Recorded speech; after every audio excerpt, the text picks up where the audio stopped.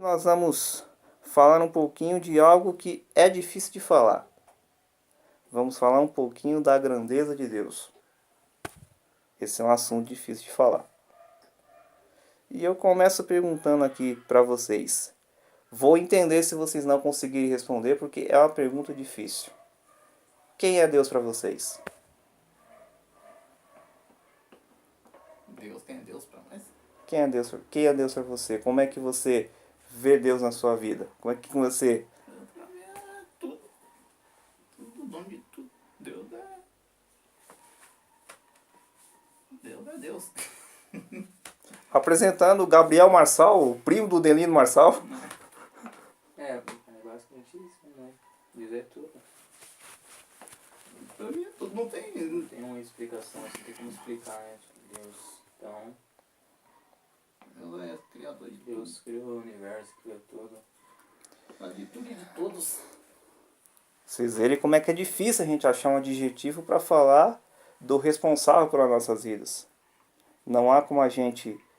E com um detalhe, nós conhecemos a palavra dele, procuramos caminhar com ele e mesmo assim temos dificuldade de falar quem é ele.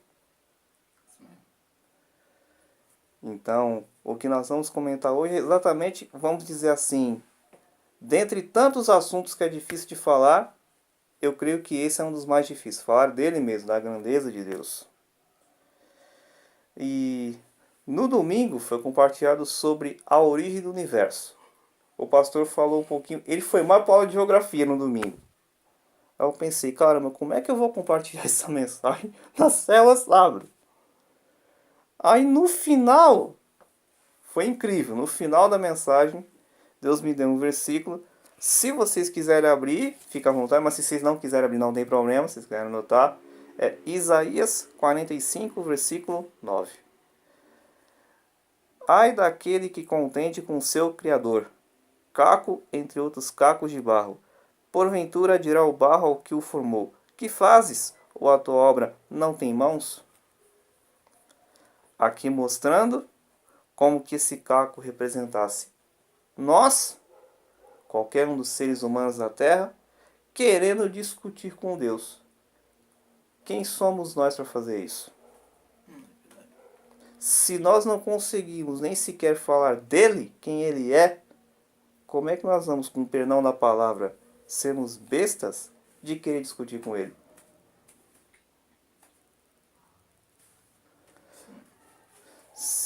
E uma coisa que eu estava até comentando ontem, me deram a oportunidade de falar um pouquinho, eu usei como exemplo família. Eu tenho certeza que vocês já passaram por isso. Se vocês não passaram, das duas coisas uma. Ou foram meio disciplinados ou os dois estavam doentes. Família que tem filhos birrentos. Eu tenho certeza que quando vocês, há 5 anos atrás, não é muito tempo, os eram pequenos, vocês já foram filhos birrentos. Ou não? E vocês já perceberam que é engraçado que com as nossas mães a gente fazia birra, a gente orava, fazia de tudo. Mas era o pai aparecer, eu não sei o que era, que poder que era esse que a gente travava. Não fazia birra, não dava um grito, não xingava, não batia, não ameaçava, não fazia nada. Aí a gente se pergunta, que poder era esse que os nossos pais tinham? Ou melhor, tem até hoje. Por que que com as nossas mães a gente fazia festa, deixava os cabelos dela mais arrepiados do que os nossos, e já com nossos pais, aí a gente pensa, se com os nossos pais a gente fica travado desse jeito, imagine com Deus. Se a gente não pode discutir com nossos pais, imagine com Deus. Foi comentário domingo passado até interessante sobre os ateus. Como é que pode? Deus criou o universo, criou todas essas galáxias, planetas, criou essa terra que só a água desse planeta ele coloca na palma da mão. E ainda tem pessoas que são criaturas dele e dizem que ele não existe. Isso mesmo. Como é que... Ignorância. Vai falar. A ignorância. Ele que literalmente é a própria prova da existência de Deus. E o jumento burrico jagunço não acredita. Mas o que fica para nós aqui é que nós nunca queiramos tomar a glória de Deus. Porque tudo o que nós fizermos não vai mudar a grandeza dele. Mesmo que a gente queira torná-lo maior ainda, mas isso é impossível, porque ele já é grande por natureza. Eu fico imaginando, e esse dia está muito perto de chegar, quando nos encontrarmos com Deus. Não sei se vai ser promoção imediata ou a volta de Cristo. Mas eu fico imaginando a cena, todos os salvos e redimidos lá no céu, vendo Jesus e vendo Deus ali. Nós finalmente conheceremos Deus como Ele é. Um Deus grande e poderoso. Eu fico imaginando a altura que deve ter Deus. Eu acredito que nós, perto deles, deve ser menor que um grão de mostarda. Tão grande que ele é. Essa cena que eu tento imaginar. É meio difícil. Porque nós não temos, assim, uma expressão de Deus. A Bíblia relata que Deus é um espírito. Não relata a forma que ele tem. Você baseia por uma mensagem que assim, que você é imagem e semelhança de Deus. Então, você baseia como que Deus é. É mais ou menos. Vamos dizer Nossa, que... semelhante é a mesma coisa. Um homem, vamos supor, não é um homem comum, mas é a nossa semelhança. Sim. Entendeu? Nós é a semelhança dele. Então Deus é. Mesmo a gente tendo todas essas... Entendeu? Imagem e semelhança dá pra definir mais ou menos como que é. Não pra definir, falar Deus é. Mesmo a gente tendo todas Ele essas... pode ser, tipo, grande. É grande, a gente fala grande, mas grande, por exemplo, igual vamos supor, eu tô sentado aqui. Vamos supor que eu sou dono desse quarto. Isso aqui tudo. Então eu mando e desmando aqui, vamos supor. Certo. Entendeu? Então tô aqui, eu sou o dono de tudo, então. Quer dizer que ele é grande porque é dono de tudo, dono do universo, dono de tudo. Então, e pelo poder que ele tem, entendeu? Não pelo tamanho em si, entendeu? Mas pela grandeza de poder fazer tudo, dominar tudo e ver tudo, Tem essa questão também. Você citou uma outra grandeza dele. entendeu? Que é a grandeza do que ele é, da liderança forte que ele é. Interessante o seu comentário. Mas eu fico tentando imaginar assim nesse dia, quando nós estivermos na glória com ele, tentando imaginar como é que é o tamanho dele. Nós temos aqui, vamos dizer assim, algumas provas na Bíblia, como você acabou de citar uma, mas ainda a gente fica meio... Caramba, como é que é Deus? Tem a questão de Moisés, que viu Deus de costas. Aí a gente entra numa dúvida. Moisés viu Deus de costas, mas como se a Bíblia não fala de uma forma corpórea de Deus, a não ser a imagem e semelhança? Mostra que ele é um espírito. Aí como que Deus foi se manifestar para Moisés de costas numa forma corpórea? Não é meio louco? É como que a gente chega a uma conclusão de que Deus ele pode se transformar no que ele quiser. Que vamos dizer, necessariamente ele não precisa ser um homem.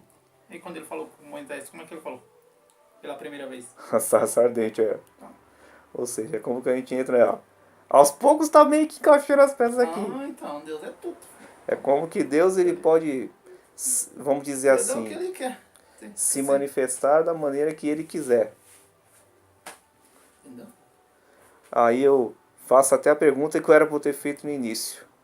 Vocês já pararam para pensar na grandeza de Deus alguma vez na vida de vocês? Sem o risco de ficarem malucos? Já. Não é meio doido a gente começar a pensar na grandeza dele, levando os dois pontos, grandeza de altura e o poder dele? Na verdade, a gente estuda a Bíblia.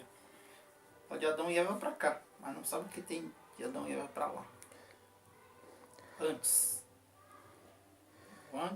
depois. Tem no caso. Então por isso que ele não consegue explicar o que tem antes de Adão e Eva. Tem no caso aqui, eu vou até ler. Eu tenho certeza que vocês conhecem esse texto, porque foi um dos textos que o pastor Ed mais compartilhou. O pastor Ed ama ministrar esse texto. E minha mãe também gosta de ministrar. É o João capítulo 1. No princípio era o verbo, e o verbo estava com Deus, e o verbo era Deus. Ele estava no princípio com Deus. Todas as coisas foram feitas por ele, e sem ele nada do que foi feito se fez. Nele estava a vida, e a vida era a luz dos homens. E a luz resplandece nas trevas, e as trevas não o compreenderam. Vou parar aqui. Aqui, ó, já entra um pouquinho do que você falou do antes de Adão e Eva. Ninguém compreende o que tem antes, entendeu? É isso. Ou seja, é meio impossível. Saber o que. Não dá pra chegar na conclusão. Por isso que... Saber se Deus tem pai, tem mãe. É uma pergunta que uma vez eu fiquei imaginando. É isso mesmo. Uma vez eu fiquei pensando nessa pergunta e eu acredito que vocês também. Como é que Deus nasceu? Como é que Deus foi criado?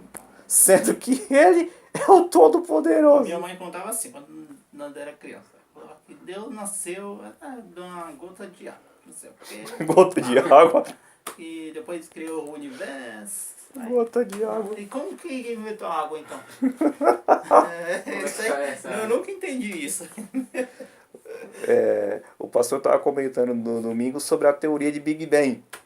Que o mundo nasceu de uma explosão. Só que aí fica uma pergunta. Se o mundo nasceu de uma explosão, quem explodiu? Quem fez a explosão? Quem fez a explosão? De todos os modos. O cientista que fala. De todos os modos que você encontrar, vai chegar num personagem, mesmo que você não saiba quem é. No caso deles, é como que eles dizem que não sabem quem é. Não, Mas vai chegar num personagem de qualquer jeito. É igual quando Moisés abriu o mar. O cientista falou que não foi ele que abriu, não foi Deus que abriu o mar. Eles criaram a glória pra eles, né, disso. O cientista falou que na hora que ele deu sorte, na hora que foi atravessar o mar, ele deu sorte que ele passou, era um meteoro que estava caindo na época, caiu, passou perto do mar e com a velocidade que passou, abriu a água para um lado e para o outro, e ele aproveitou o embalo e passou. O cientista.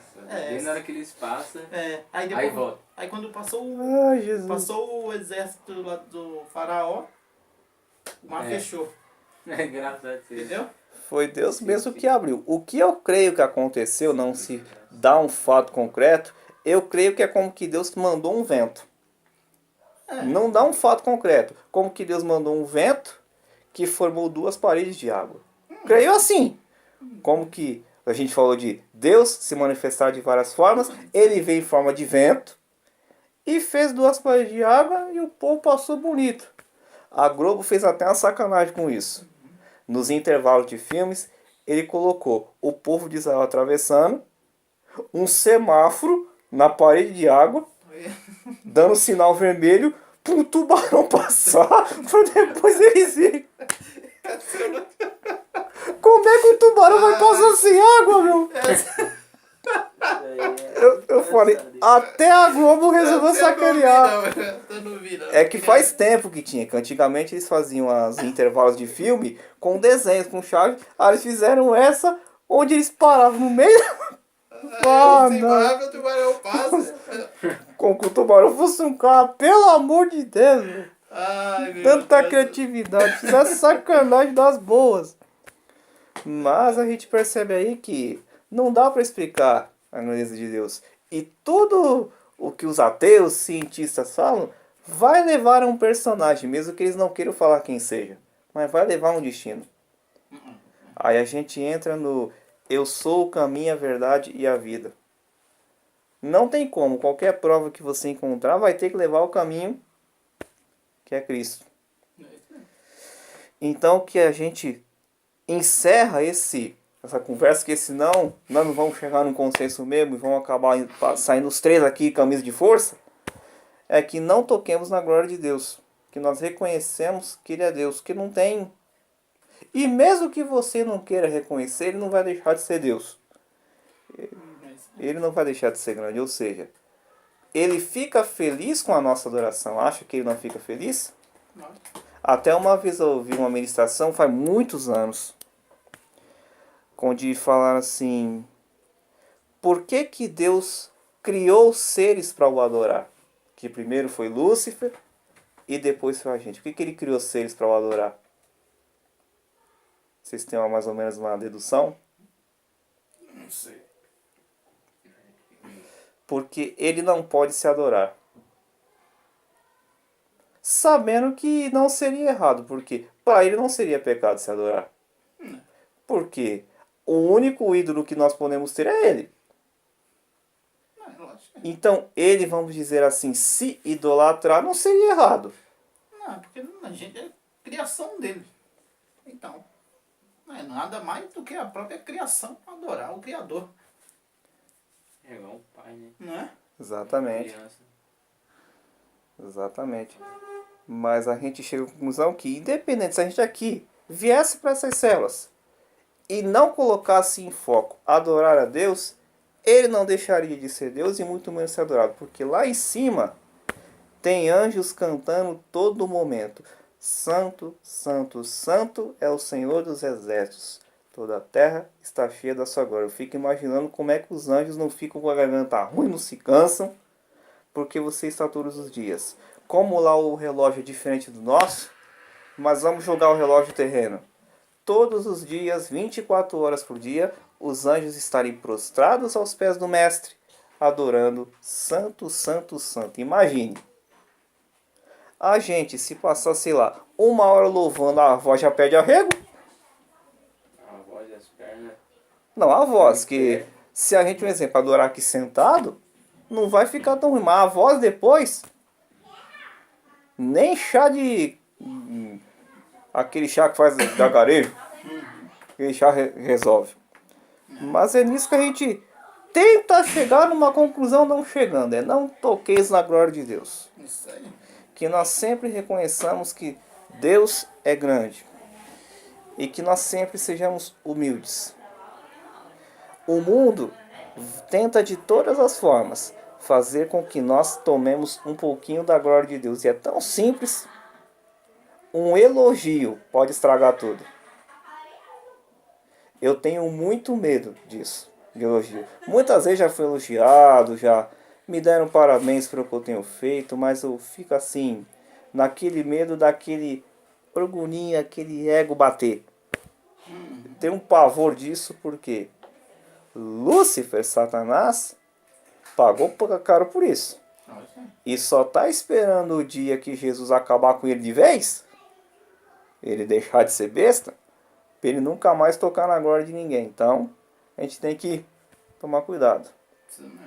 E nós vamos agora orar. Na verdade, adorar um pouquinho esse Deus. Vamos adorar a grandeza dele. Tudo bem que não vai chegar perto do que ele fez por nós, de nos criar, de um dia sonhar com a gente, nos planejar, de trazer o seu filho para morrer por nós. Não vai chegar nem perto, não vai nem pagar 1% da primeira parcela. Mas nós vamos reconhecer, como sempre devemos fazer, aquele que é digno.